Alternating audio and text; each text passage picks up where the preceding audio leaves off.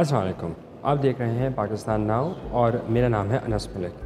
आज का व्लॉग आपको रियाद से हम लेके आ रहे हैं। आज के व्लॉग में हम दो ख़बरें करेंगे और इन दो ख़बरों का क्या ताल्लुक़ है ये मैं आपको आगे चल के बताऊँगा। मैं आपको ये भी बताऊँगा कि मैं रियाद में क्यों हूँ, और दूसरी ख़बर ये पाकिस्तान और तालिबान हुकूमत के दरमियान होने वाले जो मुज़ाकरात थे वो क्यों फ़ेल हो गए। पहले शुरू करते हैं कि जहाँ मैं मौजूद हूँ रियाद से। मैं रियाद इसलिए आया हूँ जी क्योंकि ये जो फ्यूचर इन्वेस्टमेंट इनिशिएटिव है मोहम्मद बिन सलमान सऊदी कॉन्फ्रेंस, उनकी कॉन्फ्रेंस होती है सालाना, उसकी 9वीं कॉन्फ्रेंस थी। बहुत बड़ा ये एक फोरम है जिसमें दुनिया से जो है वो बड़े बड़े माइंड्स, इन्वेस्टिंग माइंड्स जो हैं उनको इकट्ठा किया जाता है। वर्ल्ड लीडर्स भी आते हैं, आलमी रहनुमा भी आते हैं, और सबका महवर ये होता है कि किसी न किसी तरह से हालात हाज़िरा के इश्यूज़ को डिस्कस करें और अपने मुल्क को में इन्वेस्टमेंट अट्रैक्ट करें या सऊदी अरब में इन्वेस्टमेंट लेके आएँ। वज़ीर-ए-आज़म शहबाज शरीफ भी इसी कॉन्फ्रेंस के लिए, इसी इनिशिएटिव की अटेंड करने के लिए आए थे। फ्यूचर इन्वेस्टमेंट इनिशिएटिव के लिए 3 रोज़ा उनका दौरा था। 27, 28 और 29 अक्टूबर को उनका ये दौरा था। इस दौरे के दौरान उनकी मोहम्मद बिन सलमान जो सऊदी शहज़ादे हैं उनसे मुलाकात हुई, और पाकिस्तान और सऊदी के दरमियान एक की पैक्ट जो है वो भी साइन हुआ, और उसको कहा गया इकनॉमिक कोऑपरेशन फ्रेमवर्क। अभी इकनॉमिक कोऑपरेशन फ्रेमवर्क क्या है? इकनॉमिक कोऑपरेशन फ्रेमवर्क ये है कि जी पाकिस्तान और सऊदी अरब के दरमियान गवर्नमेंट टू गवर्नमेंट तो कॉन्टैक्ट था ही। मैंने कहा जी गवर्नमेंट टू गवर्नमेंट कॉन्टैक्ट से दाल गल नहीं रही थी, इन द सेंस कि अब प्राइवेट सेक्टर काफ़ी ज़्यादा बड़ा हो गया।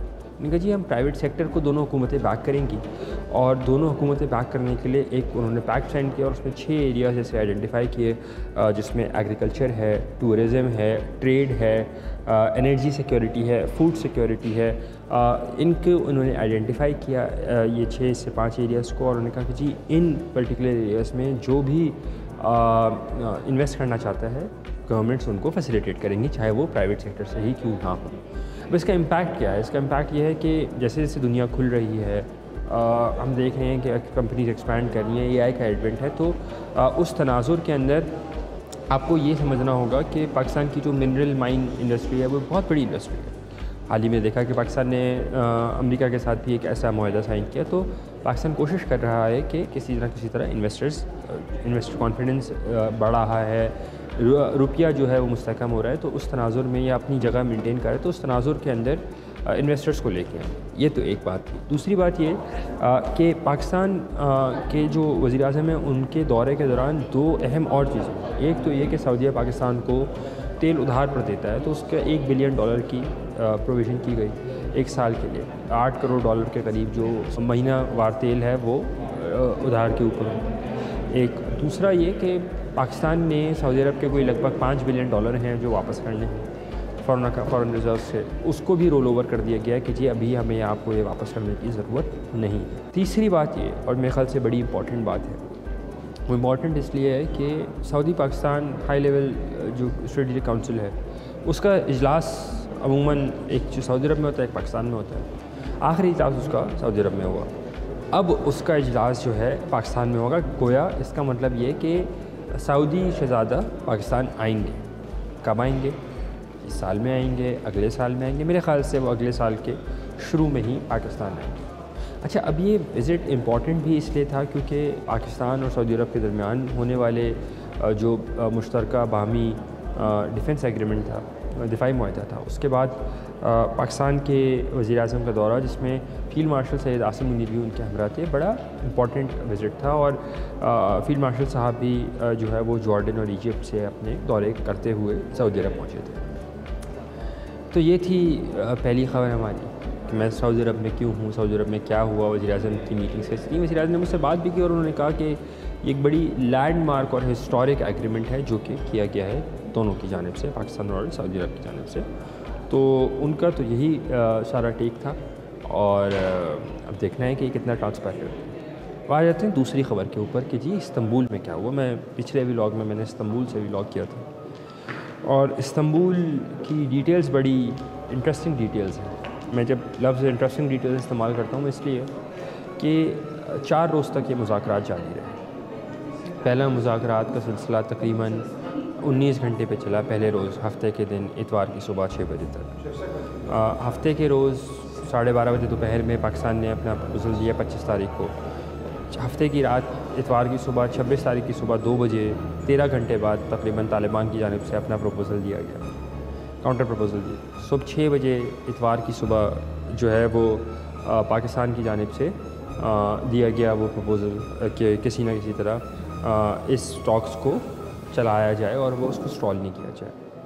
फिर ये तो पहले दिन की नेगोशिएशन, दूसरे दिन की नेगोशिएशन चले तकरीबन 18 घंटे, 13 घंटे माज़रत कीजिएगा। तो उस वक्त भी तालिबान की जानिब से कमिटमेंट से कतरा रहे थे, वो रिटन में किसी भी एग्रीमेंट पे तैयार नहीं थे। सिक्योर लाइन मांगते, वो काबुल से कंदहार से बातचीत करते रहते और इस तरह के वो बज़ाहिर किसी और के इशारों पर नाच रहे थे। फिर तीसरे दिन 18 घंटे के करीब, तो गोया लगभग आप 19 और 13 ये बने 32 घंटे और 18 घंटे तकरीबन 50 घंटे के करीब नेगोशिएशंस हो गए। 50 घंटे की नेगोशिएशंस के बावजूद भी कोई रिज़ल्ट नहीं निकल रहा था और यहाँ तक कि तालिबान बदतमीज़ी पर उतर आए, वो डिफ्लेक्ट करने लगे। वो डिफ्लेक्ट इस हद तक करने लगे कि उन्होंने यहाँ ये डिमांड भी सामने कर दी कि जी पाकिस्तान अमेरिका को भी एज अ गारंटर लेके आए। क्यों वो मांग रहे थे कि वो अमेरिका एज अ गारंटर आए? ताकि वो अमेरिका से बात करें और फिर कल को पाकिस्तान के तवस्सुत से वो एक लाइन खोलने की कोशिश कर रहे थे अमेरिका के साथ, इकनॉमिक गारंटीज़ मांग रहे थे। पहले उन्होंने बात की कि किसी तरह TTP को रीलोकेट कर दिया जाए। रीलोकेशन के ऊपर जब पाकिस्तान का स्टांस आया कि जी आपने तो एक अरब ममालिक से पैसे लेके उनको दूर लेके गए और उसके बावजूद भी दहशतगर्दी यहाँ पे चलती रही, तो उसका उनके पास कोई जवाब नहीं था। पाकिस्तान का मसला रीलोकेशन नहीं है, पाकिस्तान ये कहता आया है कि तालिबान तहरीक तालिबान को ख़त्म करना होगा अफ़गान तालिबान में, जो उन्होंने अपने कमिटमेंट्स किए हैं इंटरनेशनल कम्युनिटी के साथ, उनको मीट करना। तीसरे दिन जब तालिबान ने वर्बली तो ये बातें एग्री करते, लेकिन जब रिटन एग्रीमेंट की बात आती है, जो कतराते, तो एक सालिस की जानिब से ये ज़रूर कहा गया कि अब अल्लाह ही इनको माफ़ करें, क्योंकि वो कमिट करके साइड पे हो गए, बदतमीज़ी कर रहे थे, ऊंची बात कर रहे थे, बार बार नॉन सीरियसनेस दिखा रहे थे। और फिर चौथे दिन तकरीबन 11 घंटे के करीब, 12 घंटे के करीब सब बातचीत का सिलसिला चला, लेकिन ये फ़ेल हो गया। अब ये फ़ेल होना तालिबान के इंटरनल डिविजन्स को दिखाता है, क्योंकि अफ़गान तालिबान की जानिब से बज़ाहिर ही नज़र आता कि होस्ट, काबुल, कंदहार तीनों एक पेज पे नहीं था और वो बाहर से भी बताया जाता है कि वो इंस्ट्रक्शंस ले रहे थे। तो ये तालिबान के क्रैक्स को एक्सपोज करता है और पाकिस्तान ने अपना बयानिया, पाकिस्तान ने अपना बयान, पाकिस्तान ने अपना मौक़िफ़ बड़ा क्लियरली रखा है कि पाकिस्तान में होने वाला हर हमला उसको ट्रैक बैक किया जाएगा और जहाँ से उसको ओरिजिनेट होता है वहाँ पर उसका कला कमा किया जाए। ये बात बड़ी वाज़ेह तौर पे पाकिस्तान के वज़ीर दिफ़ा की जानिब से भी करी गई है। ख्वाजा आसिफ़ साहब ने अपने बयान में भी लिखा कि अफ़गानों को बड़ा नाज है कि ये ग्रेव यार्ड ऑफ एम्पायर्स है।